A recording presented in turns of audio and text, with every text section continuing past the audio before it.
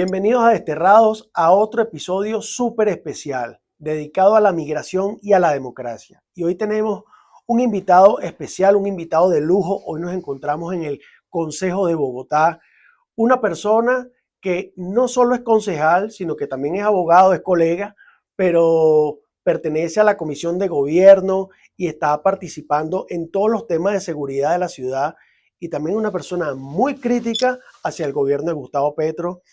Bienvenido, concejal Julián Uzcategui, un concejal que lucha por la democracia, pero también lucha por sus vecinos y lucha por los colombianos de bien. Bienvenido a Desterrado. Rafael, muchas gracias por la invitación, un gusto estar acá, un saludo especial, por supuesto, para ti, para todo el equipo y para todos nuestros amigos colombo-venezolanos que ya están conectados y que nos siguen en este momento. Gracias, Julián. Bueno, mira, queremos empezar este programa primero preguntándote de dónde nace esa pasión por la política. Veo que eres una persona bastante joven, y me recuerdas un poco esa camada de concejales cuando yo inicié en la política, que uno arranca con un sueño y después cuando llegas a la administración pública te vas dando cuenta de que en la política, en la administración pública, no todo es color de rosas, ni todos son los que dicen ser. Entonces, ¿cómo comenzaste tú allí? Claro que sí, Rafael, yo inicio en la política muy joven, con 18 años, y lo hago con el sueño de construir un país que no viví, pero que sí sueño dejarle a las nuevas y a las futuras generaciones. Lastimosamente en Colombia como en Venezuela, la justicia, el manoseo de la justicia ha sido un instrumento para hacer oposición a ciertos políticos, para perseguir a aquellos que piensan distinto, y nosotros en mi casa lo padecimos con mi padre, que es general o fue general del ejército colombiano. Mi abuelo fue policía, venimos de toda una tradición militar y policial, y lastimosamente mi papá, después de haber estado 35 años al servicio de Colombia, de no haber sido nunca derrotado en el campo de batalla, sí lo persiguieron jurídicamente, vinculándolo a un caso donde no tuvo nada que ver, y así lo ha demostrado ante la opinión pública nacional e internacional. Pero toda esta historia es porque mi papá lo meten preso cuando yo recién estoy nacido, y yo empiezo a crecer viéndolo a él privado de la libertad en un centro de reclusión militar, y me doy cuenta que un ser como mi papá, que lo dio absolutamente todo, que sacrificó su vida, su familia, su tiempo, absolutamente todo por este país estando privado de la libertad, mientras los guerrilleros, los criminales de este país hoy son senadores y gozan de todo tipo de privilegios, y hasta uno de esos guerrilleros hoy es presidente en este país y lo está descuadernando desde la A hasta la Z. Es que dije, no, esto hay que cambiarlo, y es con política que lo debemos hacer. La política vista como el servicio público, como el arte de servir a los demás, pero también como el arte de cambiar todo eso que está mal y construir ese país que, insisto, no lo viví porque lo padecí, pero que sí espero construir, y que podamos ya hablar de una Colombia grande, respetada, libre, próspera, segura, en paz, libre de corruptos, libre de bandidos y libre de estas personas que utilizan la política para hacer el mal. Allí nace tu pasión por la política y me comentas algo muy importante, esa experiencia de tu padre dentro de las Fuerzas Armadas. De allí es que nace también esa pasión por el tema de la seguridad. Por supuesto que sí, yo tengo una frase incluso que la recuerdo permanentemente en este ejercicio político, y es: cuando mi papá lo meten preso, él dura 18 años preso por un delito que no cometió. Y en las conversaciones que tuve yo de niño con él me decía: Julián, acuérdese que es que en Colombia vale más un centímetro de poder que un kilómetro de verdad. Y por eso dije, bueno, vamos a buscar ese poder, no con el propósito de ostentarlo, sino con el propósito de utilizarlo adecuadamente para cambiar el país. Y cuando me enfrento a la realidad política de Colombia, primero como edil en su momento a los 19 años de edad y ahora como concejal, por supuesto que hay una amenaza criminal, una amenaza terrorista en una ciudad como Bogotá y en todo el país, donde cada vez hay más muertos, secuestrados, extorsionados, y por supuesto que ese antecedente con los militares y policías en mi casa me genera Sí. una pasión por la seguridad y la convivencia y el orden público, pero adicionalmente en ese ánimo de construir país me encuentro con una gran talanquera que son los grupos armados y grupos delincuenciales, y ahí encuentro un primer motivo, una primera causa, que es la seguridad de Bogotá, la paz de Colombia, vista como el ejercicio pleno de la autoridad y no vista como la impunidad y la paz total que hoy plantea el gobierno de Gustavo Petro. Porque fíjate, tú has dicho una frase muy importante que es el manoseo de la justicia. Nosotros en Venezuela lamentablemente nos acostumbramos al manoseo de la justicia. cuando el presidente Chávez comenzó a cambiar fiscal, cambió el defensor público, hizo una asamblea constituyente, controlaba los poderes públicos y después comenzó a controlar a los jueces, a los fiscales de bajo rango. Allí nosotros comenzamos a sentir el manoseo de la justicia. Hoy en día, lamentablemente, sabemos que en Venezuela no hay justicia, eso se perdió por completo. Hoy Maduro da una orden de ir a buscar a alguien a su casa y va el SEBIN, el DIGESIN, que son las fuerzas de seguridad del Estado, a buscarlo sin orden de allanamiento, sin orden de captura, sin nada. ¿Tú crees que Colombia va hacia allá? Lastimosamente sí, yo creo que todo tirano lo primero que busca es flagelar la división del poder público, busca llevar esos tentáculos para acumular cada vez más poder y perseguir a todos los que piensan distinto, como muy bien lo hizo Maduro y como bien lo hizo Chávez y como muy bien lo ha querido hacer Gustavo Petro, como un pichón de dictador que ha querido aprender todas esas mañas para implementarlas en Colombia. No es gratuito que en la selección del fiscal general de la nación, que en este caso fue una fiscal, el presidente Petro haya llamado a hacer una azonada, una toma violenta de la Corte Suprema de Justicia para exigirle el nombramiento del fiscal. No es gratuito que Gustavo Petro haya dicho públicamente que él como presidente era el jefe del fiscal y que le tenía que obedecer, y eso fue público. No es gratuito que las altas cortes en Colombia hayan hecho comunicados conjuntos para pedirle a Gustavo Petro que respete la independencia del poder público y que respete la rama jurisdiccional. Y no es gratuito que hoy veamos, por ejemplo, un patriota como es el presidente Álvaro Uribe, perseguido y en un juicio por una presunta manipulación de testigos, cuando no es así y cuando en el juicio abiertamente se da cuenta que esto ha sido una instrumentalización de la justicia para perseguirlo. Hay que ser muy conscientes, y eso nos lo ha mostrado la historia colombiana y diferentes historias nacionales, y es que antes los criminales, en su momento estas guerrillas ideológicas de izquierda, lo que tenían en mente era acabar con el Estado para hacerse con el poder, acabar a punta de bombazos y de secuestros y de atentados el Estado para hacerse con el poder.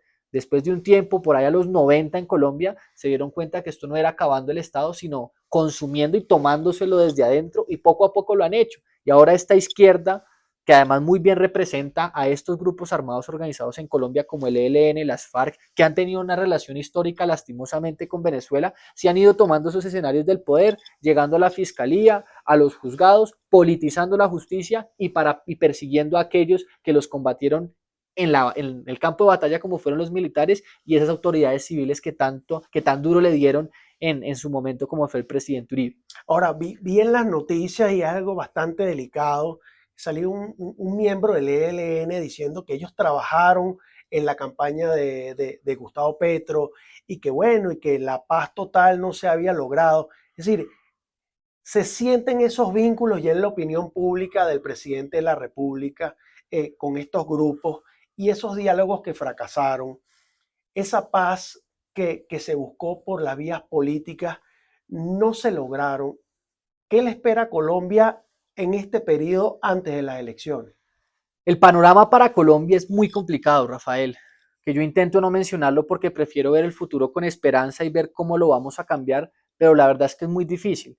Nosotros como Partido Centro Democrático lo hemos venido denunciando hace varios años, porque por supuesto que iba a tener implicaciones tener un exguerrillero de un grupo como el M-19 que se tomó a sangre y fuego el Palacio de Justicia y que secuestró la Embajada de República Dominicana, que asesinó, que extorsionó y secuestró personas en su momento. Y anunciamos, alertamos sobre las implicaciones que tendría eso para favorecer a los grupos criminales con los que tenían, por supuesto, una afinidad ideológica, una ideología de izquierda, socialista, marxista, leninista, que lo que busca es acabar con las libertades, con la propiedad privada e instalar un sistema completamente autoritario.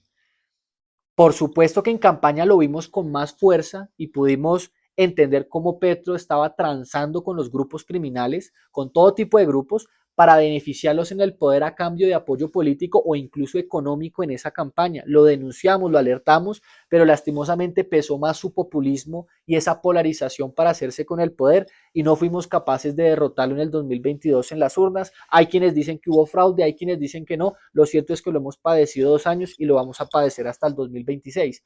Pero en el ejercicio del cargo lo que hemos visto sí es una paz total que se reduce a todo tipo de beneficios para estos criminales. los vemos gozando de libertad, de impunidad y delinquiendo en total tranquilidad. 67 miembros de los paramilitares, guerrilleros del ELN y las FARC y narcotraficantes han sido nombrados gestores de paz, lo que les ha permitido delinquir en total libertad bajo la impunidad del gobierno nacional.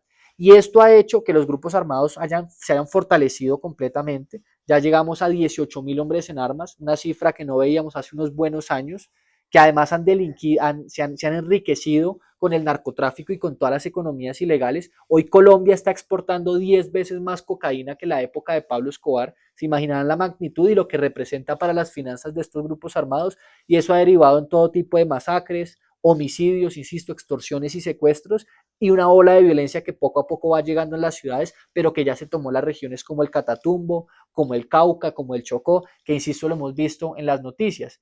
Pero paralelamente, Petro ha venido desmantelando a la fuerza pública, ha sacado una gran cantidad de uniformados tanto de la policía como de las fuerzas militares, le quitó 800.000 millones de pesos al sector defensa, tenemos la cifra más baja de aeronaves, embarcaciones y vehículos de las fuerzas militares y de policía, acabó con los comandos conjuntos que permitía articular capacidades operacionales para perseguir a estos criminales, y el resultado que vemos es que gobernando tal como se veía en campaña, benefició a los criminales, que les ha permitido fortalecerse, desmanteló a la fuerza pública, dejando a la ciudadanía completamente desamparada, y la preocupación es en qué momento nos va a estallar esta bomba de tiempo. ¿Será que cuando a Petro le toque irse en el 2026, los bandidos iban a dejar que se les vaya el presidente amigo y que tengamos una transición democrática y pacífica del poder a una persona que sí va a llegar con el carácter a combatirla? Esa es la gran amenaza que, insisto, vemos para el 26 y para nuestro país, y de que no caigamos nuevamente ante la amenaza terrorista y criminal. Es que mira, es muy grave lo que estás diciendo porque nosotros hemos visto cómo en el Valle del Cauca, el tema del Catatumbo, que lamentablemente esas personas tuvieron que irse a Venezuela a una situación peor, que es como que tú sales de una guerra y entras en otra. Y ese desmantelamiento, vamos a decir, por las ramas, ¿no? Porque no es algo como directo, público. Tú le preguntas a un taxista hoy qué está haciendo el presidente Petro en materia de seguridad, no sabe qué decirte, porque hay muchos detalles que el ciudadano común y corriente no entiende. Y es lo que es el mensaje que se debe llevar, ¿no? ¿Tú crees que toda esta es una estrategia bien consolidada del presidente Petro para hacer una consulta, una modificación de la Constitución, tratar de reelegirse, tratar de presionar a la sociedad política para que él pueda volver a tener 4 años? ¿O tú crees que, no lamentable, sino que podamos empujar hacia que la democracia de Colombia, si ellos tienen que poner un candidato del pacto histórico, vaya a una sana competencia? ¿O tú crees que ellos se van a enquistar allí en el poder como lo hizo Maduro? Yo no sabría decir si esto corresponde a una estrategia, porque por supuesto que una estrategia supone que hay un pensamiento estratégico, una perspectiva y una planeación a futuro, tomando decisiones escalonadas para un objetivo puntual. Y yo a Petro no le he visto organización, lo que le he visto es pura improvisación, e incluso se ha pensado que está loco. Yo no sé si es el abuso de esa sustancia que él llama café o qué sea lo que le está pasando, pero él en efecto está fuera de sus cabales y cada día tiene una idea distinta. Durante un tiempo nos estuvo hablando de constituyente, y vea que el fantasma de constituyente desapareció por lo menos en el discurso, y ahora nos habla de consultas populares. Hablaba, le gustaba el Congreso cuando le pasaban sus reformas facilito, pero ahora que no le pasan ya dice que el Congreso no le sirve, y hay parte de sus alfiles que hablan de cerrar el Congreso. Así que han sido discursos completamente disímiles, disparando para todo lado, botando globitos, que no sabemos realmente si hay una ruta clara para lo que él quiere hacer. Pero como dicen por ahí, no hay nada más peligroso que un loco con poder, y por supuesto que no es descabellado pensar que en algún momento va a buscar quedarse en el poder, va a buscar atornillarse, sobre todo con esos mensajes que él ha mandado diciendo, posando como un mesías, diciendo que él tiene la varita mágica para cambiar este país, pero que no lo han dejado las élites, oligarcas, uribistas, neonazis y todo ese discurso también muy arraigado y muy similar a lo que pasó en Venezuela y otras dictaduras de la región. Entonces no sería descabellado pensar que en su momento vaya a salir, vaya a radicalizar ese discurso, a decir que él es el pueblo como lo ha venido haciendo, y que como él no pudo materializar esos deseos del pueblo que él muy bien representa en sus palabras, que vaya a querer perpetuarse en el poder o por lo menos hablar de 4 años más. No es descabellado y por eso nos estamos preparando como país para ese escenario, sensibilizando y concientizando a la gente que Petro tiene que terminar su periodo en el 2026 si es que no se va antes por un juicio político y tiene que irse, tienen que haber elecciones democráticas con participación de la ciudadanía, respetuosa del sistema electoral, que no queremos aquí un conteo amañado como en Venezuela, que nos permita poder volver a vivir en paz y en democracia del 2026 adelante y que esa pesadilla de Gustavo Petro sea tan solo eso y no una realidad perpetua en Colombia. Sí, las encuestas, tú has leído encuestas últimamente. ¿Qué dice el pueblo colombiano con respecto a la gestión de Gustavo Petro? ¿Hay allí, hay buenos números o no? Hay un gran número de colombianos que está inconforme con Petro. De hecho, en este momento la imagen negativa de Gustavo Petro es mucho mayor a la imagen positiva y eso es un buen termómetro para nosotros, por lo menos en opinión. Sin embargo, yo creo que hay dos complicaciones en el panorama electoral en este momento.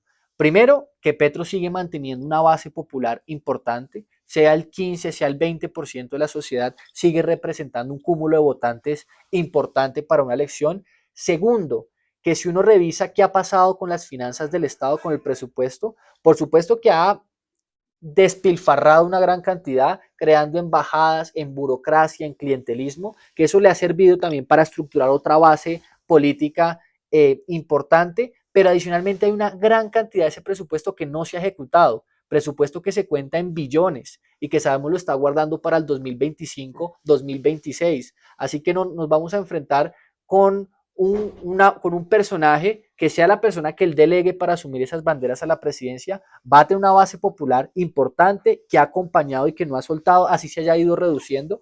Y segundo, con la chequera del Estado bien gordita y bien popocha para hacer campaña, que por supuesto desnivela las garantías y el escenario para No, nosotros. y es lo que nos ha pasado a nosotros en Venezuela. Nosotros en Venezuela durante años, durante 25 años, hemos estado enfrentando el monstruo del Estado venezolano. Es el Estado versus el pueblo, no el Estado versus la oposición. Es un Estado que te aplasta, que agarra a los opositores, los inhabilita, les hace campañas sucias, compra medios de comunicación, cierra los medios de comunicación. Es decir, ustedes se van a enfrentar, siento yo, por primera vez en años a un Estado poderoso que veremos allí cuál es la casta del presidente Gustavo Petro y lo que él habla de democracia, si en verdad es una democracia. Yo creo que acá las instituciones tienen que estar muy pendientes.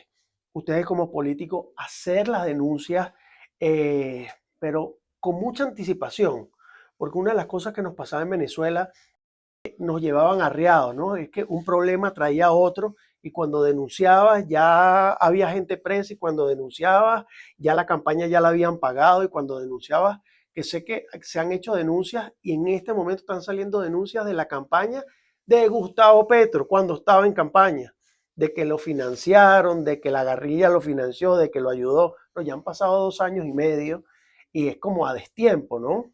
Entonces, quería dejar ese comentario como para hacerles esa recomendación de que sigan denunciando porque lo están haciendo bien y hay que enfrentar ese monstruo institucional. Y hablando de monstruos institucionales, quiero pasar al tema de Venezuela. Tú lo conoces muy bien, eres una persona súper informada del tema de Venezuela. De hecho, tu hermano lo deportaron de Venezuela. Quisiera que nos cuentes un poquito cómo fue ese tema de tu hermano, que fue como observador y se lo trajeron en un avión para acá. Sí, así es, Rafael. La situación de Venezuela para nosotros no la hemos vivido del todo cerca porque no hemos tenido familia viviendo en Venezuela ni en las zonas fronterizas, pero sí ha sido un tema de especial preocupación para nosotros y que con el respeto de ustedes y de todos los venezolanos, para nosotros ha sido como una bola de cristal de lo que nos puede pasar y de lo que no podemos padecer.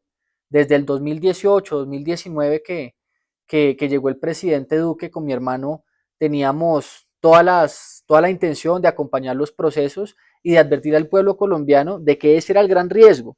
Y me acuerdo mucho cuando se hizo este concierto en la frontera, que lo Sí, organizado por el gobierno Duque, nosotros estuvimos allá cuando quemaron las ayudas humanitarias, nosotros estábamos ahí en el puente incluso cuando se arma el conflicto y los perdigones y el tema, nos tocó agacharnos y salirnos porque estábamos incluso sobre el puente, pero el mensaje que nosotros le transmitíamos al pueblo colombiano es, vean, los venezolanos lastimosamente ya perdieron la democracia y cuánto les ha costado recuperarla.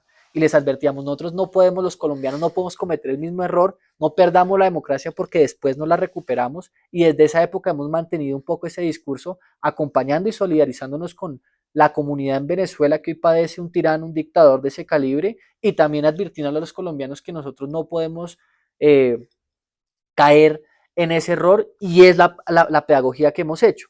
Mi hermano ha sido deportado a Venezuela 2 veces en 2 ocasiones. La primera fue porque iba como veedor observador del proceso de diálogos que había con el ELN, y la mesa de diálogo estaba en Venezuela. Curiosamente, le había sido autorizado por el Congreso de la República, había obtenido permiso de la Cancillería colombiana, pero cuando llega inmediatamente al aeropuerto en Sí, Maiquetía. Maiquetía, inmediatamente un inspector del aeropuerto le dice que él tiene antecedentes en Venezuela y que se lo tienen que llevar. Afortunadamente le alcanza a prender el celular, nos pone en videollamada con su equipo y con la familia y nos alcanza a decir, vea, me está pasando esto, me van a quitar el celular, y pum, se apaga. Pero eso nos sirvió para inmediatamente abrir todos los canales diplomáticos. Con el presidente Duque hubo incluso una buena conversación, y él me decía, preocupado en su momento, me decía, es que allá los opositores los lleven, se los llevan y no vuelven a salir, no vuelven a salir, eso es 1 año, 2 años, 3 años, o ni siquiera salen, como hemos visto, y esa fue nuestra preocupación. Afortunadamente hubo una buena gestión diplomática, y a yo creo que por lo menos 15 horas ya estaba siendo deportado a Panamá y después posteriormente a Bogotá. Pero esa fue un poco la razón de ser, y hemos estado en los procesos electorales importantes para Venezuela, hemos estado en la frontera, siempre transmitiendo nuestro apoyo, que es más moral y de palabra que cualquier otra cosa, pero con toda la solidaridad, aprecio por el bravo pueblo venezolano que ha No, combatido esa injusticia. muchísimas gracias. De hecho, me da pena ajena, ¿no? Que a un hermano colombiano que es luchador de la democracia, como es tu hermano, que se encuentra ahorita en el Congreso, en el Senado, que se encuentra batiendo esas líderes políticas, lo hayan deportado 2 veces de Venezuela. Es que lo que pasa en Venezuela es inédito. No, no se ha visto en la región una dictadura como la de Venezuela, con sus diferencias como la de Nicaragua o la de Cuba. Esta es una dictadura que nadie puede elevar la voz, ni siquiera por Twitter. En Venezuela tenemos una cifra histórica de gente detenida por tuitear, y por tuitear cosas que en ninguna parte del mundo, ni siquiera en Rusia, tuiteando contra Putin, se lo llevan preso. En Venezuela es así, en Venezuela tú no puedes decir absolutamente nada. Y cuando eres un extranjero que vas a territorio venezolano, ya te toman como una persona que está conspirando, como un traidor que está allí haciendo cosas. Entonces se ha convertido en un país extremadamente hostil para los defensores de la democracia. Bueno, por eso tenemos 8 millones de venezolanos que se han ido de Venezuela. Es un ¿Cuántos en Colombia, más o menos?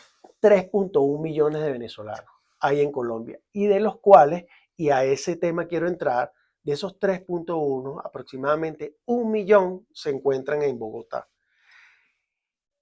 Quiero decirte cuáles han sido las políticas tanto del gobierno nacional como del gobierno de Galán y del Consejo de Bogotá hacia esos venezolanos que se encuentran en Bogotá.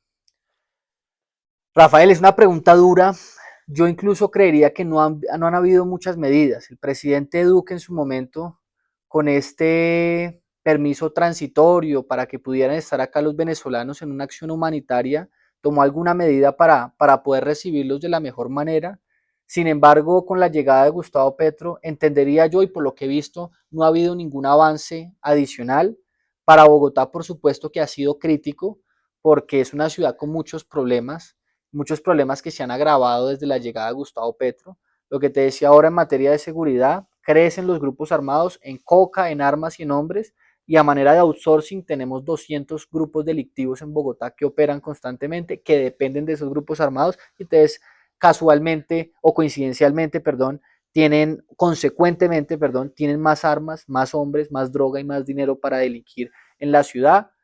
La inversión extranjera disminuyó 12% en Colombia, 2 millones de colombianos se fueron del país y en este caso, como una primera ola migratoria producto de esta izquierda que llega al poder, se van los más estudiados, los más pudientes, que buscan oportunidades y que tienen la capacidad de explorar una nueva vida en el exterior. Se han ido cayendo y muriendo cada vez más empresas, lo que genera desempleo y lo que genera pobreza. Así que en Bogotá y en Colombia tenemos problemáticas sociales importantes. La llegada de esta población venezolana, por supuesto que representa un reto, porque son personas más para atender, para responder y para vincular al sistema laboral y a los sistemas sociales que podemos tener en Bogotá y en el país. Entonces, las medidas que yo creo se han tomado especialmente por parte de la alcaldía Galán ha sido buscar la forma de abarcar todas las necesidades sociales que pueden haber en Bogotá, tanto de población colombiana como venezolana, y buscar darles algún tipo de sustento y de solución a las problemáticas que ellos vengan presentando. Porque fíjate, en el gobierno de Claudia López,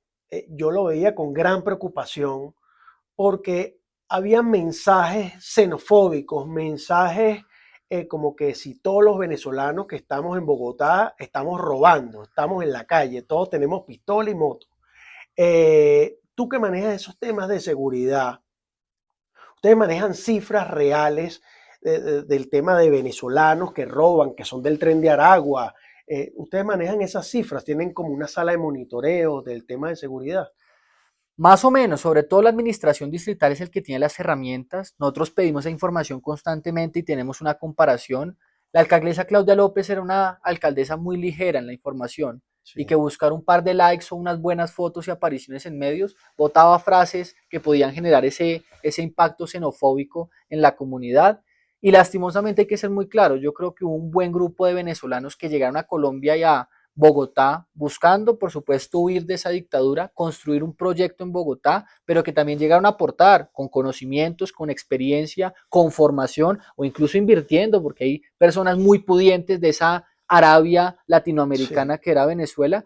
Y hubo una última oleada de migrantes que lastimosamente sí han participado en la comisión de delitos, pero según las cifras que nosotros tenemos, no podemos afirmar que todos los robos en Bogotá son por cuenta de venezolanos, por supuesto que no. Hay una gran mayoría de participación de personas colombianas y se distribuye la participación en la comisión de delitos. Y por supuesto que ese tipo de mensajes no son bienvenidos, que nosotros sí lo hemos planteado. Tiene que haber una forma de abordar el delito cometido por venezolanos y cometido por colombianos diferente, porque por supuesto las personas de nacionalidad extranjera o deben ser deportados o deben irse para otra parte o deben darle un tratamiento sobre todo por la falta de información, pero la alcaldesa Claudia López completamente desfasada en esa afirmación. En este momento la participación criminal en Colombia es mayoritariamente de colombianos, si hay unos cuantos venezolanos, tenemos esta banda del Tren de Aragua que Sí. además llega a Colombia a hacer de las suyas, que lleva sus tentáculos a 5 países de América Latina, pero que su principal país es Colombia, o por lo menos como lo hemos podido ver.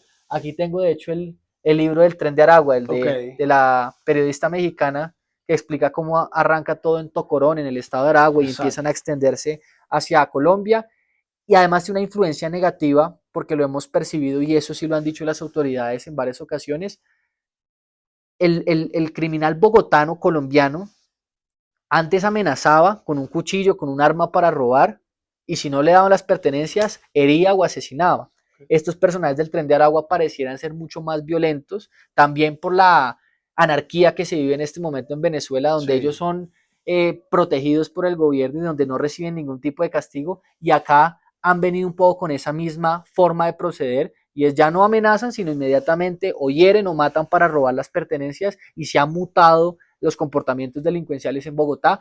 Qué pena que me extendí, pero ese es un poco el mensaje. No todos son venezolanos, la gran mayoría de criminales en Colombia y en Bogotá son colombianos, pero sí hay una porción de participación venezolana que hemos querido también, obviamente, abordar, y al margen de toda esta situación criminal, un enfoque social para aquellas personas que han venido y que necesitan, por supuesto, también una ayuda en contraste con los colombianos que también están en la misma situación. No, claro, y nosotros agradecemos el enfoque social que se le ha dado acá en Bogotá. Hay distintas regiones de Colombia, pero bueno, acá estamos en Bogotá, en el Consejo de Bogotá. Sabemos que el enfoque social ha sido un enfoque súper importante para nosotros. ¿Por qué? Bueno, porque hay madres primerizas, hay niños y adolescentes que no estaban escolarizados, hay padres que no estaban regularizados. acá en Bogotá hay bolsas de empleo donde han podido meter a venezolanos y estamos sumamente agradecidos. Y por el otro lado, venezolano que cometa un delito, venezolano que tiene que ser castigado con todo el peso de la ley, nosotros lo hemos dicho. Pero la gran mayoría de venezolanos somos venezolanos de bien. Hay un factor que es el factor tiempo, lo llamo yo. Es decir, la mayoría de venezolanos que han cometido delitos son venezolanos menores de 25 años. El régimen de Chávez y Maduro tiene 25 años en el poder. Es decir, esos venezolanos que cometen delitos no conocen otra cosa sino un régimen allá que le daba una bolsa de comida a su mamá, que al papá le daban una pistola en el barrio, que tenía un hermano preso en una cárcel de Venezuela y que se criaron viendo eso. Y es, imagínate tú esta historia que es como la que tú tienes, tú te criaste viendo un ejemplo de tu padre en las fuerzas militares, dándote el ejemplo, ahora estás en política. Ellos se criaron viendo el ejemplo de su padre en una cárcel, de una madre prostituyéndose y ahora están delinquiendo en otro país. Entonces, el mensaje acá es que tenemos que recuperar estas generaciones y tenemos que reformar esas generaciones y tienen que pagar sus delitos y lamentablemente hay que en Colombia entender que es un grupo muy pequeño que hace mucha bulla. Los que hacen mal hacen más bulla que los que hacen bien.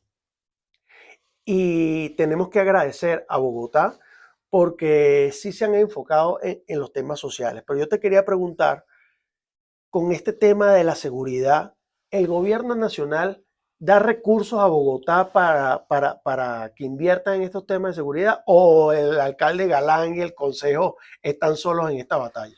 Pues no necesariamente. Hay proyectos de ciudad que se cofinancian entre el distrito y la nación. En seguridad, entiendo que el Ministerio de Defensa y el Ministerio del Interior tienen algunos fondos especiales que tienen unos recursos que podrían discrecionalmente direccionar para Bogotá, pero lastimosamente no lo han hecho.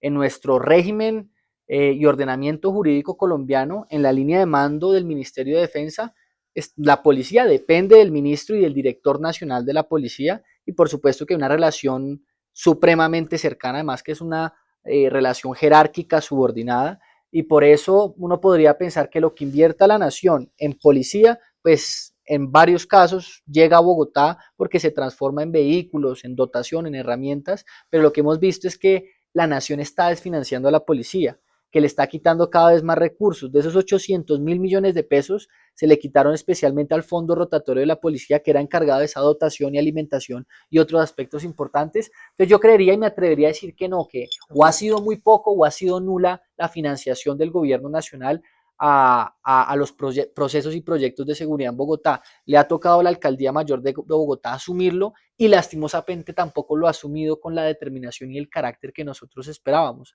Aquí aproximadamente el presupuesto distrital es 38 billones anual y tan solo el 2% va para seguridad, siendo la preocupación más grande que tiene Bogotá la seguridad, es tan solo el 2%. Entonces vemos que no es del todo una prioridad de la administración porque sin plata, sin dinero, pues no hay cámaras, no hay tecnología, no hay personal, no hay vehículos, no hay impresoras, no hay dispositivos y es muy complejo. Entonces ha sido una situación difícil la falta de presupuesto y de financiación de los procesos de seguridad. Julián, mire, ya estamos llegando al final del programa, un programa que busca mostrar ese criterio político y la gestión que están haciendo ustedes, pero quisiéramos saber qué le espera a Julián Uzcategui. O sea, ¿cuáles son los próximos pasos? ¿Qué estás haciendo y qué vas a hacer? ¿Qué te quiere ver el pueblo de Bogotá haciendo? O el pueblo de Colombia, uno no sabe, ¿no? Sí, señor. Pues Rafael, muchas gracias por la pregunta. Yo afortunadamente he contado con un buen apoyo popular a quienes agradezco infinitamente por permitirme servirle al país. Como te comentaba, ser hijo de un militar sembró en mí la semilla del servicio público, pero ser hijo de un militar preso sembró en mí además ese deseo de renovar ese servicio público y de cambiar el país. La oración patria de nuestros soldados en Colombia tiene una frase muy bonita y es por una Colombia grande, respetada y libre. y esa es mi causa de vida, poder servir y construir esa Colombia grande, respetada y libre que nuestros militares de antaño nos dejaron, que hoy estamos perdiendo, pero que tenemos como generación la responsabilidad y el compromiso de defender. Actualmente estoy en el Consejo de Bogotá, llevo año y medio en este cargo, me quedan 2 años y medio por delante que espero cumplir a cabalidad, poder irme con la conciencia tranquila del deber cumplido. Si debo estar otros 4 años acá, lo vamos a revisar en su momento, que son los periodos constitucionales que hay. Si definitivamente puedo asumir un liderazgo nacional y no solo dejar mi granito de arena en Bogotá, sino en otras regiones del país, así también lo haré, lo haremos con mi familia, con mi equipo, con Dios ante todo, mirando siempre cuál es la mejor forma y el mejor camino para servir. No, bueno, muchísimas gracias, Julián. No puedo dejar este programa sin preguntarte qué va a pasar en el Centro Democrático para las elecciones presidenciales. ¿Cómo está esa contienda allí? ¿Van a tener unas internas? ¿Qué candidatos ves que están punteando? ¿De qué bancada te encuentras tú? O si es secreta, no importa que no la digas, pero ¿cómo ves ese tema? No, está muy bien. Nosotros como partido somos el Centro Democrático, haciendo énfasis en la palabra democrático, donde buscamos que la persona elegida para tomar las banderas del partido y representarnos en la contienda presidencial sea la persona que más represente al partido, a sus militantes y al sentir de esta ala política que hoy es la derecha y la oposición al gobierno de Gustavo Petro. El presidente Uribe ha planteado un ejercicio con 5 precandidatos, donde está Miguel Uribe, María Fernanda Cabal, Paloma Valencia, Paolo Holguín y Andrés Guerra. Entiendo que entre ellos están definiendo un mecanismo, podrá ser una encuesta o podrá ser una consulta popular donde la misma gente vaya y deposite el voto para escoger a la persona más adecuada y esperamos que esa persona también tenga la capacidad de unir a otros sectores políticos, de pronto más de centro, centro derecha, que nos permitan tener un candidato fuerte para combatir con las presidenciales y que no por divisiones bobas o entre nosotros pues terminemos cediendo y que llegue una alfil de Petro o de la izquierda que sería lo mismo. Estamos esperando el mecanismo, realmente no se sabe, tuvimos un foro en Bucaramanga, el presidente también lo anunció, estamos definiendo mecanismo, lo que se sabe es que son esos 5 precandidatos que se decide este año o a más tardar marzo del próximo año quién será el que nos represente y con esa persona iremos a muerte en las elecciones del 2026.